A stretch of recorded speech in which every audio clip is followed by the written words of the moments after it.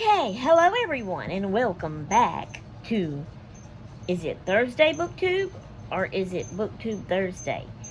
And, by the way, this is hosted by Patti from Life with Patti, and her co-host, her good friend, Daphne, from my mountain home and kitchen. I hope I got it right this time. I'm so sorry. Okay. So, I read another mystery. Can y'all believe it? I have been kind of getting away from those because I don't know, and that used to be the only kind of book I ever read back in my teenage and growing up and young adulthood. All the books I read were mysteries. OMG. They've been scaring me lately. I've been getting away from them. I'm reading the historical fiction, which I'm loving. And I'm loving the dual timeline versions. Oh, so fun. Okay, but we're talking about the mystery today. Alright, I read an Agatha Christie book. It was an ebook. I'm going to put a picture of it in right here so you can see. Okay, so I forgot to look and remind myself. It's a murder, of course. Y'all seen the book, you seen the name of it. It's a Miss Marple's book. I always loved Miss Marple.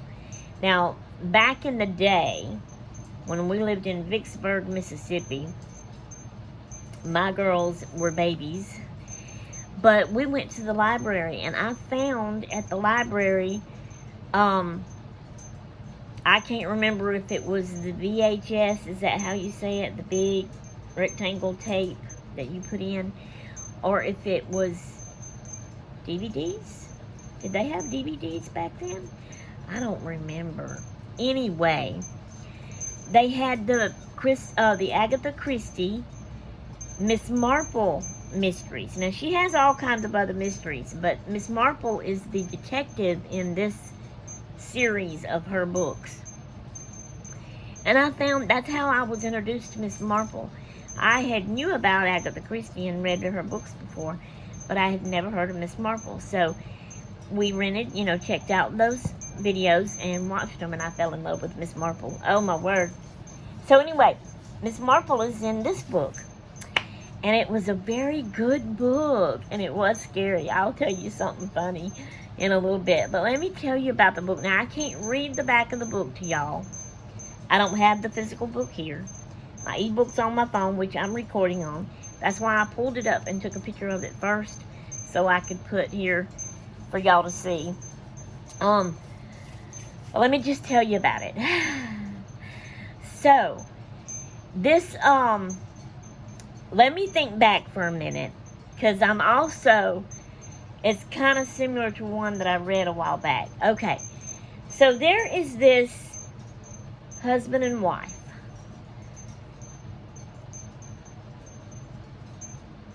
And I'm trying to think, maybe he does go off too. He goes off to work. They buy this new home, and it's a big Victorian home. And the wife goes in, and she starts, she moves in, and she's cleaning and fixing up, and the husband is going off to work, like, out of town. He'll be back after a while, And there's funny things starts happening with her in the home. So absent-mindedly, one day, she gets up from sitting in a chair, and she thinks she's going from the parlor to the dining room, and she walks, and she finds herself right in front of the wall. Just a solid wall she can't get through. And she stops and thinks, now why did I walk to this wall? I was thinking I was fixing to go through a doorway into the dining room, but I can't. There's a wall here. Why did I think that? That was funny and odd. So, And then another thing happens, because this was when she first was looking at the house to buy it. When she walked upstairs into what was called the nursery, she looked around, and she thought that it was cute, and she loved it, fell in love with it. But she also kind of sensed a little bit of a familiarity, if I'm saying that word right. And she got to looking around, and she said, you know, this would be really cute if it had such and such kind of wallpaper. And other things she called off, you know. She was imagining that that's how it would look good, and that's how she would like to fix it up. So then there's an armoire in there, and she walks over to it, and she opens up the armoire, and the walls of the inside of the armoire has that exact wallpaper that she just thought of and described and said the whole nursery would look good in. She screamed because it scared her and ran out. So, you know, different little things. That's the only two I can think of right now, but different little things like that is happening. It's like she's kind of like she had been at that house before, and it was this way, and then some people, like the doorway, had carpenters had redone it and put a wall, and the wallpaper had been either covered up or took down all except for what was in the armoire, and it was the exact same, you know, all of that. So anyway, it comes around. I'm not going to be able to remember every little detail, but it's a mystery. So I don't know how it comes around to it, her talking about her dad. See, her dad has passed. He passed actually when she was a little bitty girl, and she was sent to live, I think, with her mama's family, or maybe her dad's family. Anyway, like aunts and cousins. And they are the ones that raised her up.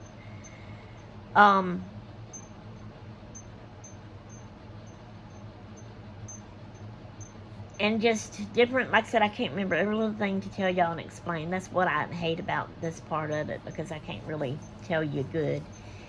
But anyway, few little things start coming back to her, like it's familiar, like it's happened before, like she was there in that spot before. Sorry, it aggravates me. My throat does not want to clear. I'm so sorry, y'all. Anyway, let's get back to this good book.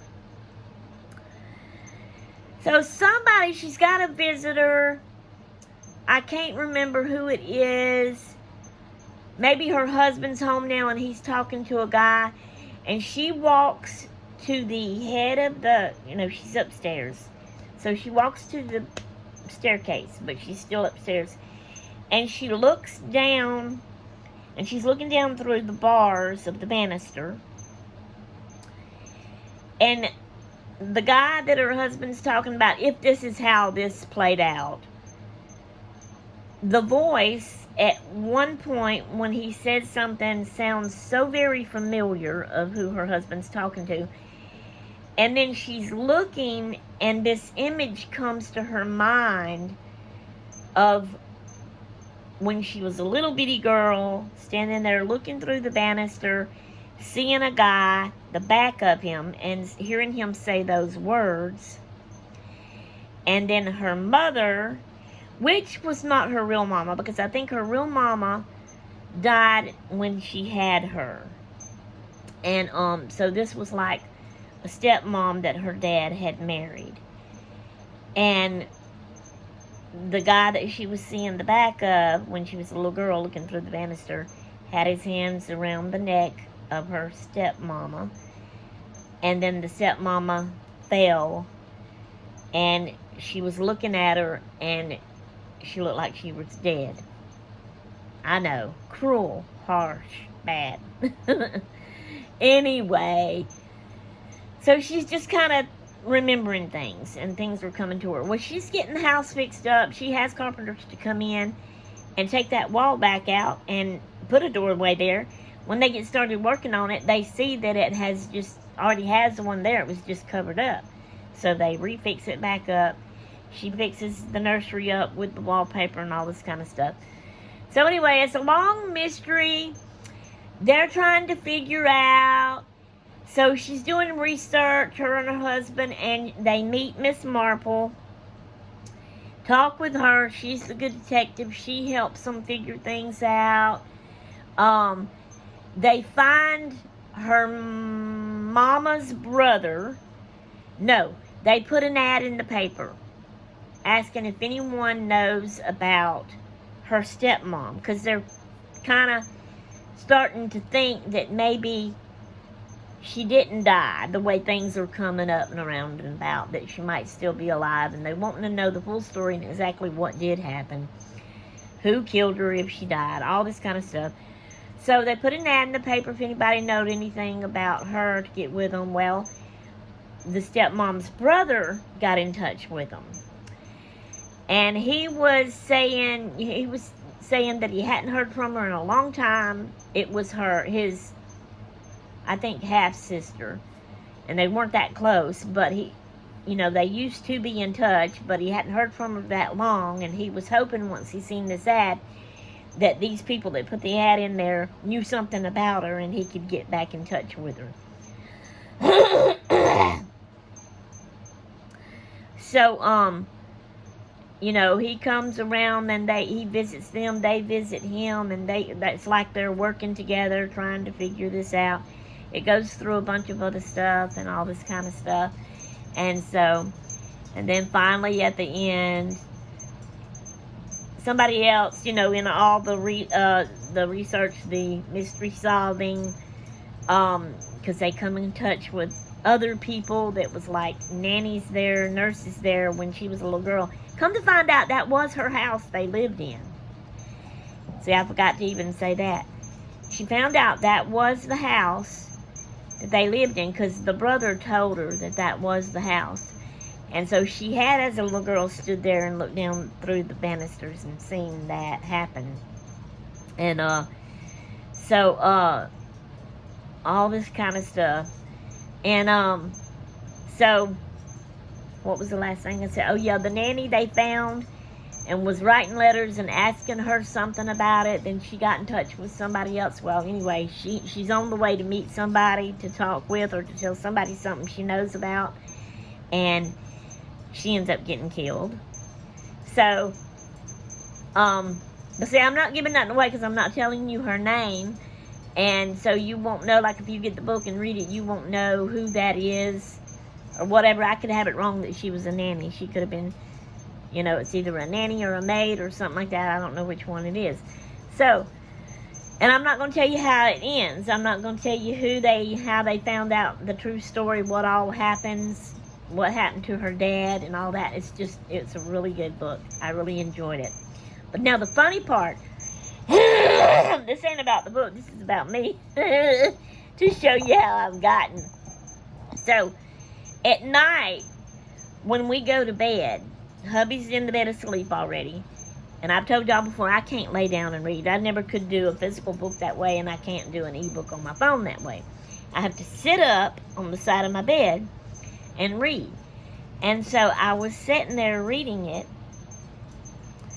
When it got to, how all the mystery books, you go through everything and solving, and at the last bit of the book, the killer, the murderer, shows up at wherever the person, that the young girl usually that's trying to solve the mystery, she's there by herself.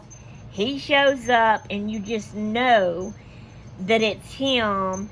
And, before the rescuers come in and rescue her, he's like coming after her. She knows it's him. He knows she knows it's him. He's coming after her. And you're just sitting there and your heart's going, what's going to happen? Is he going to get her? Knowing good well, because all books end well. But anyway, I got to that point when I was reading the book. When I got to that point and my heart started doing that, I said, okay, that's it. And I cut my phone off I could not finish reading it right then because I just got too scared. I can't handle that anymore. So, I didn't do that. I don't know. So what it was, though, because I had been setting up a while reading, and I was already kind of starting to get a little bit tired, but I hadn't took my muscle relaxer yet that I take to help me really rest and go to sleep at night. So usually I read a little bit more. You know, I'll read until I start getting a little tired, then I'll take my muscle relaxer, and then I'll read a little bit more until I start feeling real sleepy, and then I'll put my phone down and go to sleep. But I had gotten to this part, you know, when I was kind of close to time to take my muscle relaxer. And like I said, normally I would have read more, but this time I just said, nope, can't do it. And I cut it off and put it down. Took my muscle relaxer, went ahead and laid down. And, but I was, you know, I told myself, now tomorrow night I can pick that back up. I can start there. It'll be when I'm first starting to read. So it'll be early in the night. Probably hubby will even still be awake.